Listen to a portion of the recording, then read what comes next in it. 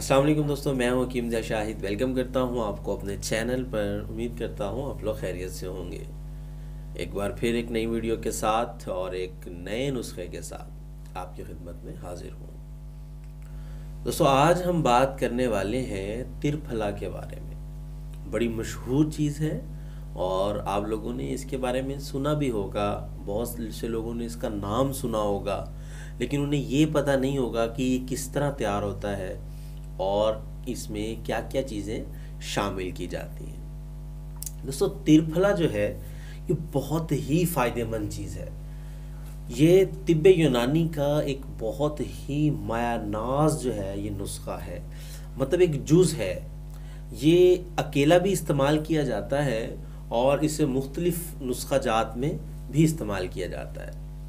पहले ये तिब्ब यूनानी में इस्तेमाल होता था, तो संस्कृत में त्रिफल के नाम से ये था कि मतलब तीन फल, जैसा कि आपको मेरी टेबल पर नज़र आ रहा है 1 2 3, तो त्रिफल से ये त्रिफला कहलाने लग गया। फिर उसके बाद जब अरब अतिब्बा ने, जो अरब तबीब थे, बड़े बड़े मायनाज तबीब थे जो अरब से थे, जब उन्होंने इसका इस्तेमाल शुरू किया तो उन्होंने इसका नाम रखा अत्रिफल। अब अत्रिफल के बाद जब अत्रिफल नाम रखा गया इसका, तो जो भी इसका मुरक्कब बना, मतलब इससे जो भी तैयार हुआ उसे अत्रिफल ही कहा गया। आप बाज़ार में देखते होंगे अत्रिफल ज़मानी, अत्रिफल कशनीज़, अत्रिफल उस्तुखुद्दूस, अत्रिफल मुलय्यन, अत्रिफल शहातरा। तो ये अत्रिफल मतलब जिस चीज़ के नाम के साथ भी आएगा उसका जो मेन जुज़ होगा वो ये तीन चीज़ें होंगी जो कि हमारी टेबल पर मौजूद है। अब सबसे पहले तो मैं आपको इन चीज़ों का तारुफ करवा देता हूँ कि ये कौन सी तीन चीज़ें हैं, तो फिर वीडियो को आगे लेके चलेंगे। तो पहले आप लोगों को ये चीज़ें दिखाते हैं कि ये क्या क्या चीज़ें हैं। तो चलिए देखते हैं। जी तो दोस्तों, हमारे पास होंगी त्रिफला के लिए तीन चीज़ें। नंबर 1 पे जो हमारे पास है ये है आंवला। ये आप देख सकते हैं, मतलब ये खुश्क होने के बाद इस हालत में आ जाता है। और अगर आपने कभी आंवले का मुरब्बा खाया होगा तो उसमें ये मतलब गुठली लाजमी होती है। तो ये मतलब इसी तरीके से होता है, लेकिन खुश्क होने के बाद जो है ये ऐसा हो जाता है। और दूसरे नंबर पर हमें हरीट सब्ज़ चाहिए होगी, हरीट इसको बोलते हैं। और तीसरे नंबर पे हमारे पास मौजूद है बहेड़ा, इसको हलीला भी, बलीला भी कहते हैं। हलीला कहते हैं हरीड़ को और बलीला कहते हैं बहेड़ा को। ये बहेड़ा होता है। मतलब हमें तीन चीज़ों की, जिन चीज़ों की ज़रूरत होगी वो नंबर 1 पे हमारे पास है आंवला, नंबर 2 पे है हरीड़ और नंबर 3 पे है बहेड़ा। तो चलिए अब देखते हैं हम कि हमने इसे तैयार कैसे करना है। जी दोस्तों, तो आप देख चुके हैं कि हमें ये तीन चीज़ें जो थी, आंवला था, हरीड़ थी, बहेड़ा था, ये तीन चीज़ें त्रिफला का मेन जुज़ है। अगर हम आंवला का थोड़ा सा तारुफ करवा लें, वैसे मेरी एक वीडियो मौजूद है इसके ऊपर, इसके मिजाज के बारे में, इसके फ़वाइद के बारे में, मैं ऊपर लिंक दे दूँगा, आप उसे वॉच कर लीजिएगा। तो अगर हम बात कर लें तो अगर अभी मुख्तसर सा मैं एक और आपको तारुफ करवा देता हूँ कि ये नंबर 1 तो आसाब के लिए बहुत ज़बरदस्त चीज़ है, दिल और दिमाग के लिए बहुत अच्छी चीज़ है, मैदा को ताकत देती है, नज़र को बढ़ाती है, तेज़ करती है और मसूड़ों को मजबूत करती है। मतलब ये आंवले की मैं आपको बता रहा हूँ। उसके अलावा बालों के लिए बड़ी ज़बरदस्त चीज़ है। मुख्तलिफ हेयर ऑयल्स में इसका इस्तेमाल किया जाता है। पेचस वगैरह जो हो जाते हैं उसमें भी इसका इस्तेमाल किया जाता है। मतलब ये इसके आंवला के फ़वाइद हो गए।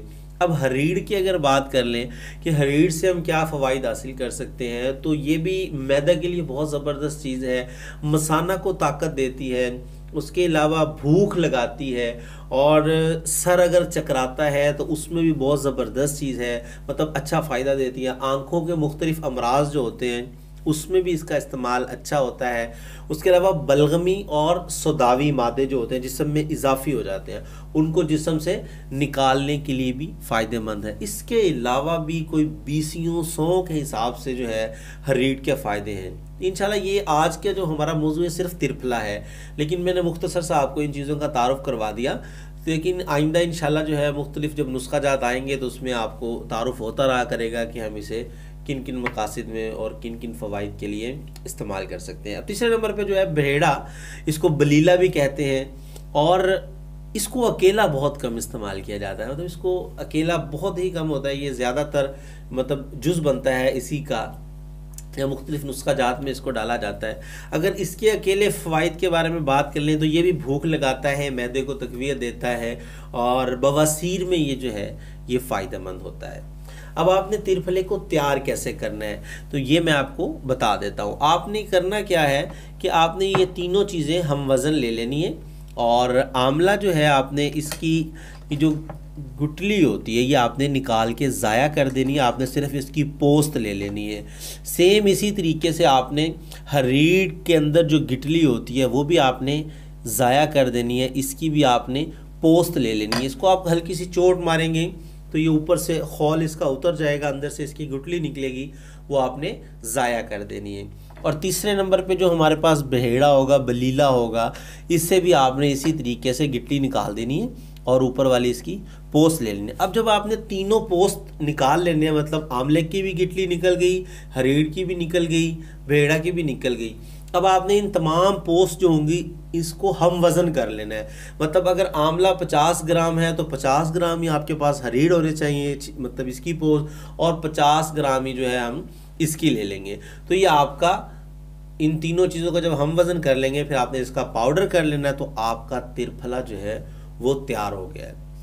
अब तिरफले की अगर बात करेंगे इसके फ़वाइद की तो इसके बेशुमार फ़वाइद हैं, लेकिन आज का मौजू जो हमारा था वो तिरफला बनाने का था। और ये होता क्या है, ये था, जाते जाते एक छोटा सा नुस्खा आपको दे जाता हूँ कि आपने जब इसका पाउडर कर लेना तो एक खाने वाला चम्मच आप 1 कप पानी में रात को भिगो के रख दें, सुबह को आप उसे अच्छे तरीके से मल लें, मतलब उसको या चम्मच के साथ उसको फेंट लें और उसे पुन कर पी लें। अब ये आपको क्या फ़ायदा देगा, ये मुकव्वी मैदा हो जाएगा, आपके मैदे को बहुत ज़्यादा ताकत देगा। उसके अलावा आपकी बिनाई को ताकत देगा, मतलब आँखों की, अगर आपकी नज़र वीक है या आपकी आँखों से पानी आता है या आप कुछ मतलब रीड करते हैं, पढ़ते हैं तो दर्द शुरू हो जाता है, उसमें भी ये आपको फ़ायदा देगा। और तीसरे नंबर पर अगर आप दायमी कब्ज़ के शिकार हैं तो ये उसमें भी बहुत ज़बरदस्त आपको रहेगा। तो जनाब ये थी आज की हमारी वीडियो। तो आज के लिए बस इतना ही था। तो यार चैनल को ज़रूर सब्सक्राइब कर लीजिए, नोटिफिकेशन की बेल को भी ऑन कर लीजिएगा। मैं आपके लिए ऐसी ही वीडियोस लेके आता रहता हूँ और इंशाल्लाह आता रहूँगा। तो आज के लिए इतना ही था, मिलते हैं किसी अगली वीडियो में। हकीम जाद शाहिद को इजाज़त दीजिए। अल्लाह हाफिज़।